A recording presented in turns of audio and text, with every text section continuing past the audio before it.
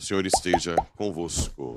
Ele está no meio de nós. Proclamação do Evangelho de Jesus Cristo segundo Marcos. Glória a vós, Senhor. Naquele tempo, Jesus dizia no seu ensinamento à multidão: tomai cuidado com os doutores da lei.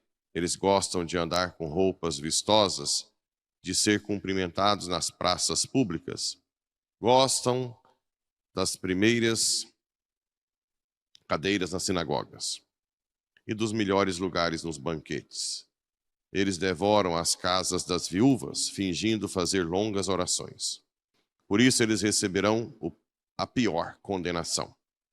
Jesus estava sentado no templo, diante do cofre das esmolas, e observava como a multidão depositava suas moedas no cofre. Muitos ricos depositavam grandes quantias. Então chegou uma pobre viúva, que deu 2 pequenas moedas, que não valiam quase nada. Jesus chamou os discípulos e disse: em verdade vos digo, esta pobre viúva deu muito mais do que todos os outros que ofereceram esmolas. Todos deram do que tinham de sobra, enquanto ela, na sua pobreza, ofereceu tudo aquilo que possuía para viver. Palavra da salvação. Glória a vós, Senhor. Muito bem, caríssimos irmãos e irmãs, rádio ouvintes que nos acompanham pelas redes sociais. Mais uma vez a carta pastoral direta, forte, né? Caríssimo diante de Deus, que há de vir julgar os vivos e os mortos em virtude de manifestação gloriosa. Eu te peço com insistência, proclama a palavra. Insista, oportuna ou importunamente. Argumenta, repreende, aconselha com toda paciência e doutrina. Nunca Satanás combateu tanto o ensino de doutrina como hoje. O que a gente ouve até dentro da hierarquia da igreja dizendo que doutrina não é o mais importante. Esse doutrinarismo. Que a igreja é carismática, no sentido não carismática da renovação, né? Mas não tem que ficar preocupado. E a catequese não tem que ter doutrina. Já ouvi tanta barbaridade, tanta asneira, que não é só a questão de ouvir fora, que está impregnado hoje, inclusive, em todos os encontros catequéticos. É uma coisa absurda. Destruíram tudo. E até coisas que parecem boas, na verdade, são para destruir. Por exemplo, tem que ter Bíblia na catequese. Tem que ter Bíblia porque eles querem filtrar um monte de ideologias, porque ninguém sabe Bíblia. Até uma catequista lê uma Bíblia, um texto lá, até que ela começa a interpretar, já acabou uma hora, essa 1 horinha de catequese. Abominam o catecismo, por isso que a gente sorteia em todo domingo do dízimo. Porque o catecismo é poder. O catecismo é instrução. Nós temos que aprender a doutrina da igreja. A doutrina não é algo de ruim, de fixo, que te amarra. Ela é algo que te solta, te liberta. Ela é a própria doutrina, o depósito da fé deixado por Cristo. Nós temos que mudar essa mentalidade. É por isso que quase ninguém ama a igreja. Por isso que todo mundo vive na igreja com sentimentalismo. Qualquer coisinha que o coordenador fala, que o padre, eu não quero mais mexer com isso, eu não quero ir na igreja mais. Me maltrataram. Né? Como se a igreja fosse algo que você possa descartar e jogar sua salvação no lixo.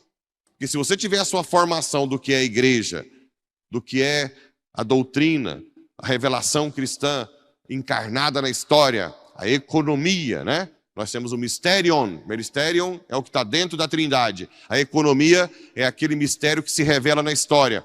Se você soubesse o que é isso, você jamais falaria uma estupidez dessa de deixar a igreja porque alguém brigou comigo na igreja. É para acabar. Quando você pensa uma coisa tão fora, é a sua salvação. A igreja é a nossa salvação. Nós somos igreja, nós somos o corpo de Cristo. Sem a igreja não há salvação. Não há. Ah, mas e os que o catecismo fala que aqueles que não conhecem a igreja sem culpa podem ser salvos? Sim, pelo corpo de Cristo. Por Cristo, que tem seu corpo, que é a igreja, né? Mas é sem culpa. Agora, você que tem possibilidade de se inserir nesse projetaço de salvação, essa mãezona que nos acolhe e que tenta nos fazer uma pessoa melhor com os sacramentos, com a confissão, com a comunhão, né? Com a palavra, como que você vai jogar fora por qualquer questão? Isso é um absurdo, né? Então nós precisamos que pessoas cada vez mais tenham consciência do que seja o sacramento, qual caminho seguir, né? De pedir perdão, de buscar o seu lugar na igreja. Quando você descobrir que você também é igreja, você não precisa ficar tolerando os outros, ficar te humilhando em igreja.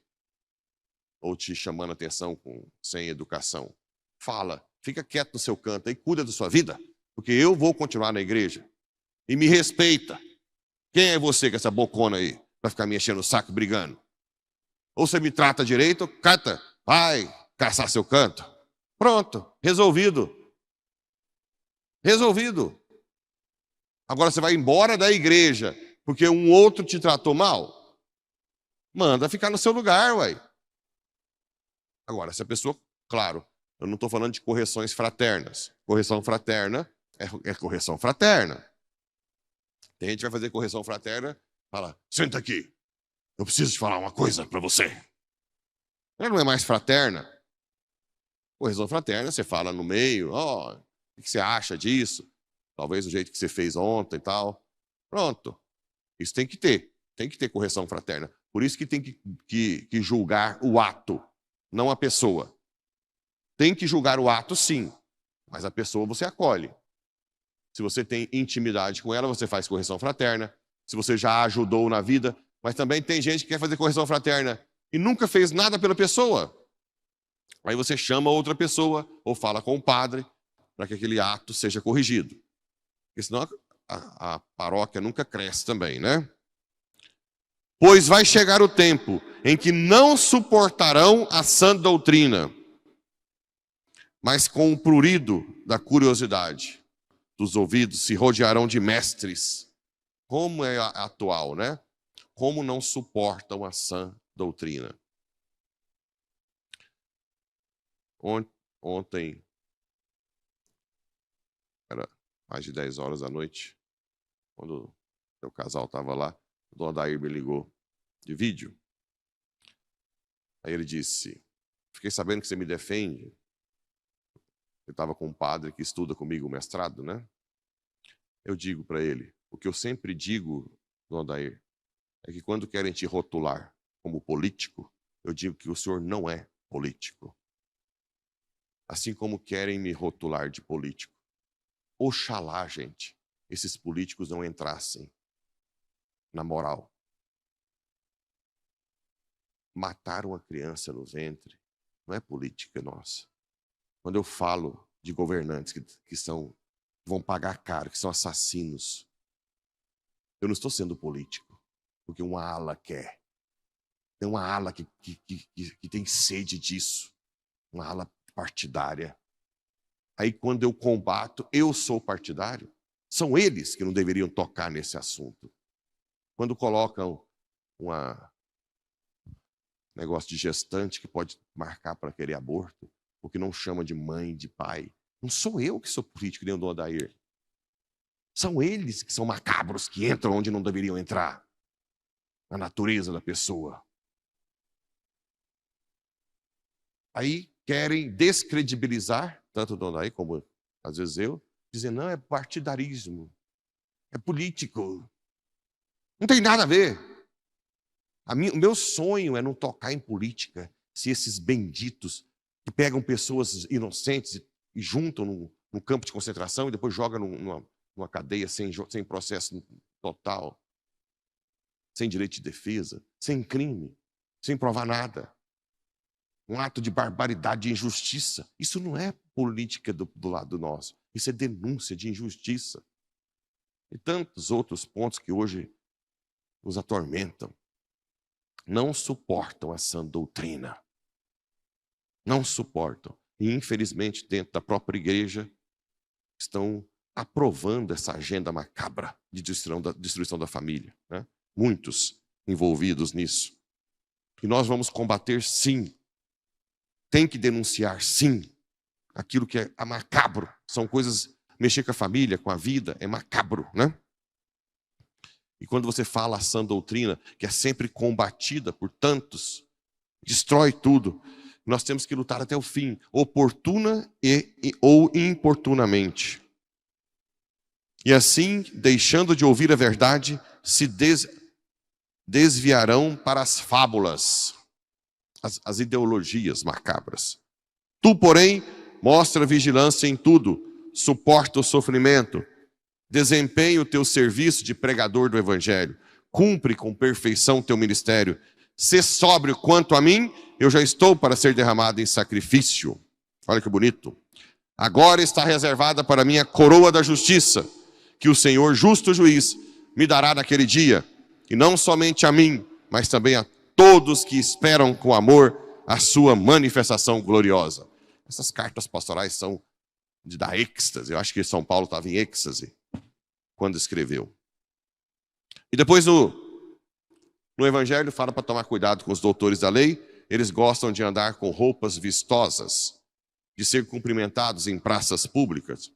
Assim como tem gente que vem para a igreja, não precisa ser tão forte.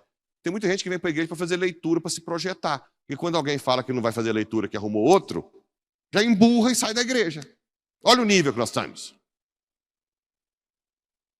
Ou para ficar aqui na frente, fazer alguma coisinha, para mostrar para alguém que está fazendo. Nós temos esse nível de gente. Nós temos aqui, no nosso meio, que não está aqui para se converter. Está para se projetar. Está para fazer algo que alguém veja. Isso é uma coisa absurda. Você tem que vir para quebrar seu queixo, para ser outra pessoa, para mudar de vida, né? Não para aparecer. A mesma coisa o padre. Eu não posso estar aqui para aparecer. Por isso que falar a verdade já diferencia um pouco o padre do outro. Porque o padre que quer ser amado, que quer que todo mundo goste dele, tchutchuquinho, nosso padrezinho, né? Padrezinho que não mexe com ninguém, tudo está ótimo, bom, come comidinha aqui, comidinha ali, né? Não importa se está no pecado, se estão vivendo, não, é o padre amiguinho que vai com a gente, vai na chacrinha, vem e volta, passeia para a praia com alguns, né? Aqui você já vê uma diferença. Porque, na verdade, quando você fala a verdade, sempre tem alguém que te odeia. São aqueles que não querem mudar de vida. Eles querem viver aqui como se fosse uma comunidadezinha, cirandinha, para se projetar, né? E não é. Aqui é para você mudar de vida, sim. Aqui é para você se tornar santo. Eles devoram as casas das viúvas, fingindo fazer longas orações. Por isso eles receberão a pior condenação. Existe uma hierarquia de glória e uma hierarquia de condenação. E aqui a passagem que eu falei no Corpus Christi. Jesus estava sentado no templo, diante do cofre das esmolas, e observava como a multidão depositava suas moedas no cofre. Jesus observava como está na Bíblia. Não tá, vai lá e pega Marcos 12, 41 na sua casa. Ó, Jesus sentado diante do cofre das esmolas e observava como a multidão depositava suas moedas. Então, se eu contasse hoje que eu estava observando como é que cada um coloca o seu dinheiro, ele preocupa demais com dinheiro. Ele só fala de dízimo e de oferta. Eu nunca fiquei observando. Jesus observou. Como é que você põe seu dinheirinho no cofre da igreja? Não sou eu, não. Não adianta me rotular, é outro rótulo. Satanás trabalha sempre rotulando. Ele é político, ele é isso, é de partidário, ele é preocupado com dinheiro. Ai, meu Deus. Não, e vem aquelas falsas pessoas, né? Falsos santinhos. Ai, eu não gosto que fica falando de dinheiro na igreja. Não precisa disso. Precisa, porque você é um avarento. Você é um baita do avarento. Aqui, ó, vou ler de novo. Jesus estava sentado no templo. Depois vocês olham na Bíblia vocês. Diante do cofre das esmolas e observava como a multidão depositava suas moedas no cofre. Jesus. Não sou eu não. Muitos ricos depositavam grandes quantias. Bezerro, uma doação para a festa. Então chegou uma pobre viúva, que deu 2 pequenas moedas, que não valiam quase nada. Jesus chamou os discípulos, eu sou um discípulo de Jesus, por isso que eu bato. Eu sou discípulo dele. E disse, em verdade vos digo, esta pobre viúva deu mais do que usou todos os outros que ofereceram esmolas. Todos deram do que tinham de sobra. Enquanto ela, na sua pobreza, ofereceu tudo aquilo que possuía para viver. Nem era 10%, gente. Nem era 10%, ela deu 100%. Eu estou batendo a tecla de 10%, justamente para que não seja sobra dos riquinhos. É muito fácil arrotar grosso com a sua sobra da sobra da sobra. E o coitado do pobre não tem como arrotar grosso.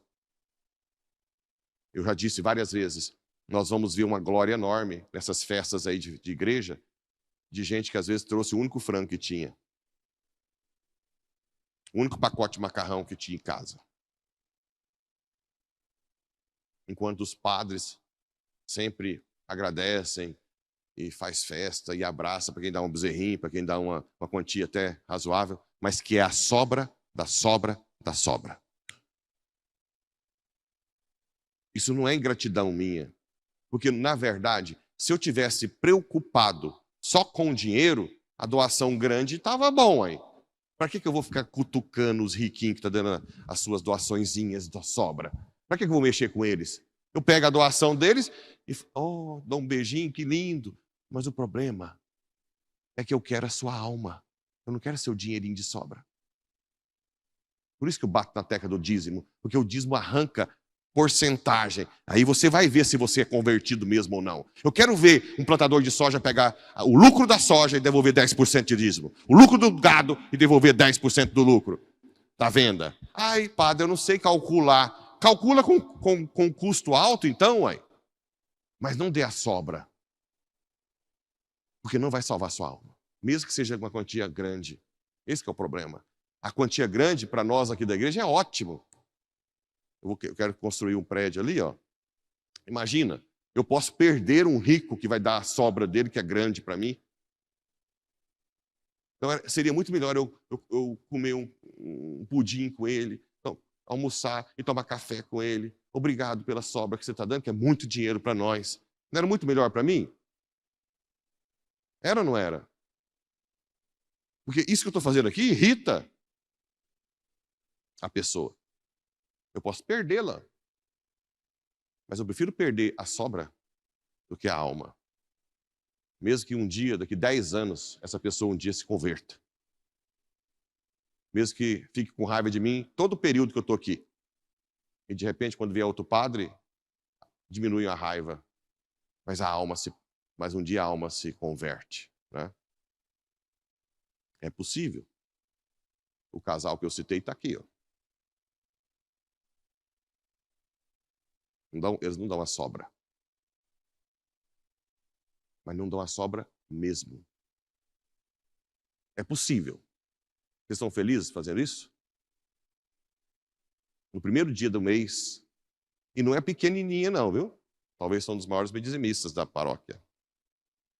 E ele diz que, quando oscila o valor que ele ganha, e às vezes abaixa, ele acha ruim que o dízimo não é tão alto. Não é sobra. É reconhecer que aqui é a sua casa. Que você tem tudo que você tem, porque Deus te mantém com saúde. Ele que não permite acidente. Ele que te permite estar de pé. Ele que te permite ter trabalho. Ele não merece a sobra. Deus não merece a sobra. Não merece a sobra. Não merece a sobra. Que Nossa Senhora nos dê um dia juízo e amor a essa igreja e a esse Deus. E essa viúva que está no céu interceda